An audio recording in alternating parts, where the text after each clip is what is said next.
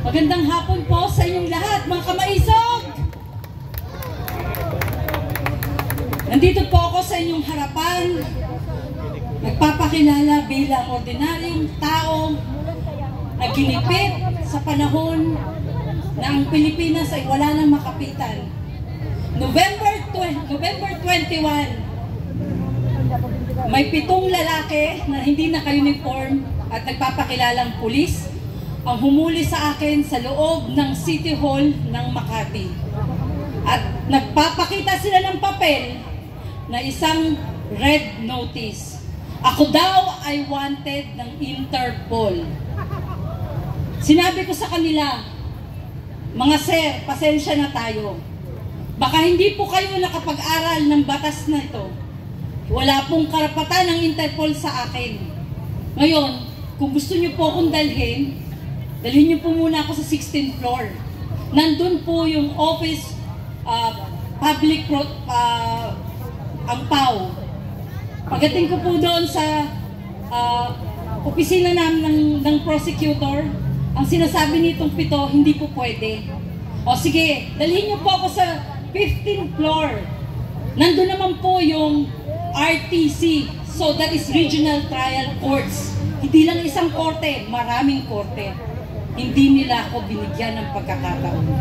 Ako daw po ay nahanap na ni General Torre at ni Lacanilaw at gusto po nila akong dalhin doon diretso. From the elevator, dinala ako sa krami. Sabi nila sa akin, ma'am, itabi mo na yung cellphone, yung mga gamit mo. Sinabihan ko sila, sir, ba't ganito? Wala po akong kasalanan. Hindi ako pupunta dun sa Dubai. Bakit ako may kasalanan na ganito? Bakit po ako dinadala? Dahil dito sa isang photocopy, isang Xerox ng Interpol Red Notice. At yung Interpol Red Notice na yan, ay may, kung titignan nyo, ako daw po ay may niloko sa Dubai na isang Arabo at hiningan ko ng pera, pambili ng condominium. Very impossible. Dahil ako po ay hindi pumunta ng Dubai at hindi nang hingi ng pambili ng condominium. At pagdating ko po sa harapan ni General Torre, nagpapalakpakan itong magagaling nating mga pulis. Kasama na po isang Colonel Red at isang Colonel Rosales at si Major Visco at 6 sa kanyang mga tao. Bigyan daw po na magandang posisyon, bigyan, dahil nahuli na daw ako. Sabi ko, wala naman po kung kasalanan dito sa Pilipinas, wala akong warrant of arrest. Bakit ganito? Ikulong daw po ako. Pinabayaan ko silang gawin ang lahat. Dinala nila ako sa opisina ni General Torre at doon ako ay 6 na araw na kinulong. Tumawag ako kay Attorney Persida Acosta. Humingi ako ng tulong. Sabi ko, Attorney, ako po ay naka-illegal detain dito. At sinasabi nila, ako daw po ay kailangang maghintay ng eroplano, either papunta ng Dubai or papunta ng ICC. Lalo na nagkaloko-loko ang mga impakto.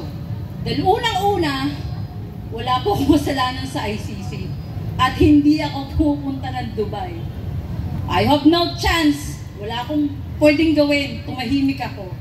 Dumating ang 2 abogado ni Persida Acosta at sinabihan si General Torre, ilalabas nyo si Miss Rochelle or papailan ko kayo ng illegal detention or arbitrary detention. At pagkatapos nun, hindi na nila alam gagawin ni General Torre. Pinatawag na naman niya ako dun sa kanyang lamesa. Kami daw ay mag-agahan. At sa pag-aagahan daw na yon, sabi niya, tutulungan niya ako para mapailan daw kung sino yung nagre-reklamo sa akin. Gumawa sila ng papel na ako ay sumusuko, hindi daw po ako hinuli. Sumuko daw po ako sa kanila at humihingi ng tulong. Diba? Anong kalokohan yan? Hindi ganun ang nangyari. Ganyan kayo gagaling gumawa ng kwento. Ano to? Ako nga na ganito, babae, binitbit nyo ng ganun lang. Kailan ako nag-alsa ng galit? Nung nakikita ko lalo na si Tatay Digong ay binibit-bit nila nang hirap na maglakad yung matanda.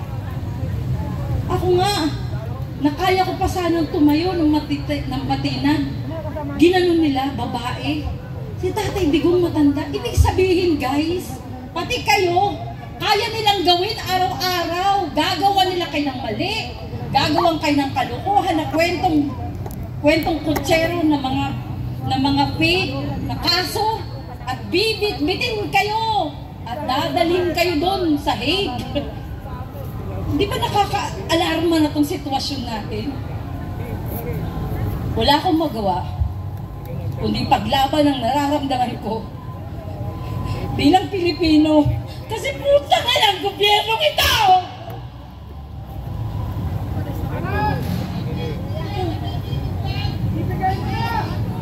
Puta nga ng gobyernong ito yung ginawa nyo sa amin. Kami na mamamayang mahirap ang ultimo. Kami dapat magtanggol yung mga pulis. Kayo ang gumawa ng ganito sa amin. Araw-araw, mga kababayan, ako ay nagtatakot sa kalagayan ng pamilya ko. Binabalik-balikan nila kami sa bahay ko. At sinasabi sa amin, tanggapin nyo na kung ano yung naalok namin. Ano bukas? Sa makalawa, eto na lang tayo. Bongbong, ano pa to? Hindi ito presidenteng binoto ko! Hiyang-hiya ako! Araw-araw tayong ganito, natatakot sa mga taong yan, imbis na kayo magtanggol sa amin. Natatakot na may magsalita rito. May naisip ko maya't-maya habang tumatakbo ko dyan, habang nagmamaneho ko. May papatay na lang sa akin. Sinong kalaban ko?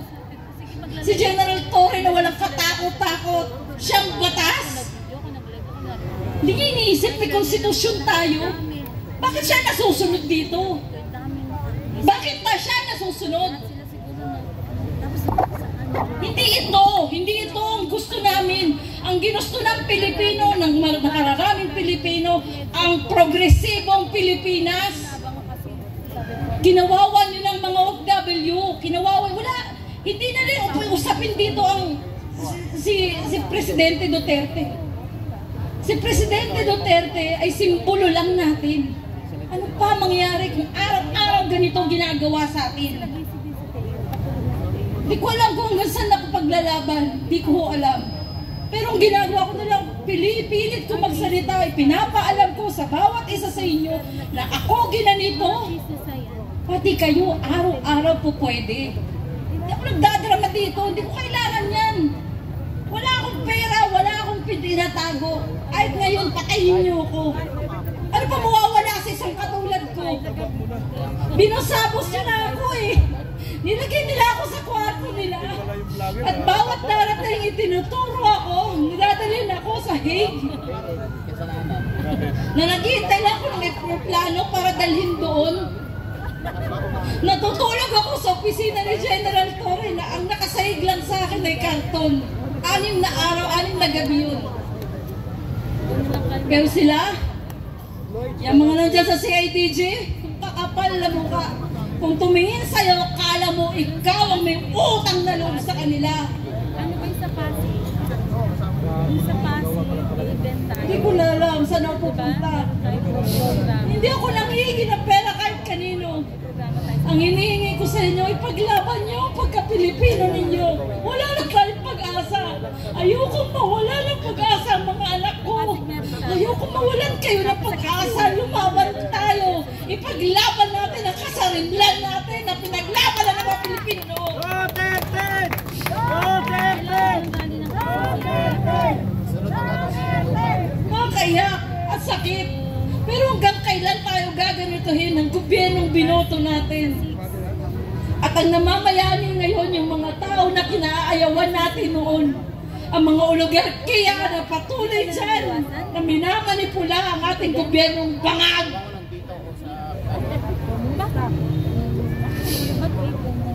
Alam niyo mga kababayan, masakit.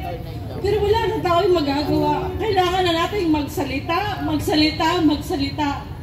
At sa pagdating ng eleksyon na to, pilitin ninyo ipasok ang Duterte natin. Ito na lang pag-asa para makaabot si Sara. Tama! Laban natin ang Duterte para yung mamawa. Duterte! Duterte! Hindi ko na alam mo. Hanggang saan ako makikita niyong tumatayo. Ano doon sa live nila, Paul? Lahat ng TV news noon, gusto kong kausapin. Pumunta ako sa mga station, eto ko. Mata natin, nandiyan na yung pulis. Pero walang umiintindi sa akin noon. Maliban sa mga vlogger. Salamat sa inyo. Lalo na kay Kayo. Humingi ako ng pasalamat dahil binigyan nila ako ng pagkakataon na magsalita. At ngayon, eto ko. Humingi sa inyo ng dasal na lang. Hindi ko naman ano yung pera eh. Hindi ako mayaman. Wala ako. Pero susurvive natin to. Magtutulungan tayo. May ahon ng Pilipinas. Ibalik natin sa tamang posisyon ang bansa natin. Hindi tayo pwedeng panghawakan ng China. Mas lalong hindi tayo pwedeng panghawakan ng mga Europa. Napupunta na lang dito at magbabantay sa ating eleksyon. Tayo pumayag. Baboy ng AU dito. Tangina nila. Hindi na papayag. Tumayo tayo sa ating soberanya. Huwag tayong pumayag. Maging matigas tayo sa paninindigan natin na tayo may sariling kasarinlan. Katulad ni Bonifacio na nakatayo dyan. Tama! Yung sa Pasig. Mga kababayan, ang pag-asa na lang natin, ayan darating na eleksyon. Hanggang 10 yan. Aray nawa, bigyan pa tayo ng may kapal.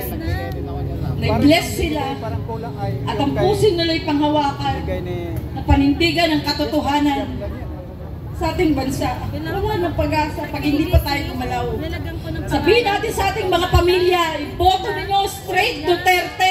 siya, hindi siya papaubos, di ba? Hindi ko na, hindi ko alam. Hindi ako nag-practice, hindi ako nagpupunta ako sa harapan ninyo. Pero makikita ninyo, nandun na tayo, in-entertain na tayo ng media. Salamat sa mga social meron media, ako, binigay ko kasi influencer, kay Ma'am Yumi, Sir Kayo, binigyan niyo ako ng time. At binigyan na tayo ng panahon ng Philippine Star. Nandun tayo sa Philippine Star. Kasi mga Ipakulong natin. panagupunta ko. Ipakulong natin yan, si Torre.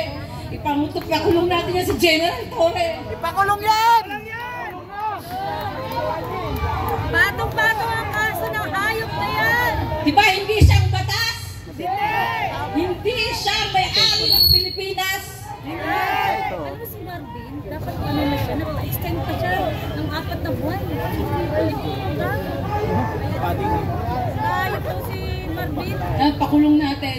Para malaman niya ng Pilipino ay hindi dapat atak-atakan. Na magpa-extend, di ba? Hindi dapat yurakan. Hindi mo dapat gawa ng kwento. Ikaw ang magtanggol. Si Marvin. Nagtataka ako sa panahon na to eh. Lahat ng mga natanggal ng panahon ni Tatay Digong, nagbalikan. Lahat ng may dokumento ko sa mga pulis na mga natanggal, nandito na naman ngayon. Eh di ba congratulations? Tangina mo ba ko? Di ba? Tinatanggal naman ni Tatay Digong, ang dami history. Kaya napakinggan Ito yung naman sabi si na, Marcos, I don't may care. welcome. Binalik niya lahat. Hayop ka bangag! Man! Ilang Pistiyawan! pulis na natanggal yung panahon ni Tatay Digong? Yung nainisan ko ngayon. yung Wala eh. nasa Hindi na nga si natin Presidente, yung- alam anong gagawin. Bakit ganito? Kagabi nga yan, no? Ang mga walang hiya, nagbalikan, binigyan ng tsapa, binigyan ng posisyon, eh di wow, binigyan ng baril. Namonitor Nag-live ko ako ng emergency. At ngayon, nandiyan sila sa mga presinto, gumagawa na naman ng mga kwento. Dumating na to. At eto si Juan Kawawa, Ay, ito lahat. Salamat ah. hindi alam paano lalaban ang buhay. Timing lang eh. Kaya mga kababayan, wala na akong maisip na ihingi sa inyo ng tulong. Sa meeting din Kundi naman, ipagdasal si VP na Sara. sana maawa ang prosecutor, Ito bang meeting Japan? mapakinggan tayo. O sa Mabigyan tayo ng magandang desisyon. Hindi siya dumating. April 21 and 28, hearing namin, walang dumating. Pero 4 na pulis, na nirereklamo ko nasa labas ng prosecutor, hindi sila pumasok. Ibig sabihin, ganun sila katigas, di ba? Or wala lang talaga silang isasagot sa ating complaint. Press ID. Tandaan nyo guys, lalaban ko ito hanggang sa uli. Sana lang, abutan pa tayo ng katotohanan. Sa meeting ka ba? Makabalik lang talaga si Tatay Digong. Para sa meeting ka ba? Sompet. Di ko alam kung nasa ng kalaban ko eh. Sabi ko nga baka bigla ako sniper dun eh. Pero tandaan niyo, pag ako nawala, alam niyo na sino nga hanapan. Diwata! Diba? Sino nga hanapan natin? Diwata! Hanapan natin si Diwata. Animal Diba? siya. Ang galing niya eh. Nung nandun ako sa panahon, nandun ako sa opisina nila ng 6 na araw. Tahimik lang ako pero nag-obserba ako. Saan nabengin ng pass? Inalam ko mga pangalan nila at nakasuot sila ng mga uniforme. Saka ako nalaman ang kanilang mga names. At yun, nilagay ko na, nilagay ko sa Yung complaint. Muntinlupa rin. Kompleto tayo ng ebidensya. Yun eh. At sana, Saan ba kayo dati? bigyan tayo ng panahon. Dahil Alam mo, dali O, Pasig yun. ang mga dokumentong nandun ng mga nakita ko, Isang sakay lang ako doon. nakalinya na doon si Magtanong General lang ako. Bantag, si Tatay Digong, Bumaba ako nung ano nun. si Harry Roque, Bumaba ako ng show. Show Boulevard. lahat ng kalaban nila, pinila na nila doon. Bababa ng ina. Kaya ano nangyayari ito, alam ko na, mangyayari talaga yun. Ay, saan ka ba nang Kabila gagaling? lang. Ibang lang ako. Kasi ako Nangyayari galing ang ako. panahon, nagdudukutin nila isa-isa, ginawa na lang nila kaming sample. Sa papel namin, na binalabas nila Kanilaw, 4 kaming Pilipino, isang Chinese, isang Jordanian. What? May pirma, What? si General Torre at si Lacanilaw. Sa 4 na Pilipino, sabay-sabay kaming hinanap ng araw na yon. Ano kung sila nag- November 19, pinagpupuntahan na kami. Yung dalawa, pinuntahan sa condominium. Sila pa nang Bakit hindi sila hinuli? sa live natin. Tayo naman kayo maniwala. Nagbigay sila ng 200,000 each para hindi sila kuha. Foundation lang yan. Kaya ako, Di ko nga Lumaban ako. naabutan nung kay Yorme. hinuli nila ako. Punta plus money. Kinuha nila ako. Tapos, Sabi nila, sumama ka na sa amin ma'am para hindi ka na, hindi na tayo magka-anuhan dito. Nagsalita si Bibi Magkapwersahan Sara pa nun eh. dito. Napilitan ako sumama. Kahit labag sa kalooban ko. Basta basiko yun. Tiningnan ko kung ano ang mga mangyayari at yun na natuklasan ko sa kanilang opisina. Oo. Nakababoy na ng gobyerno natin.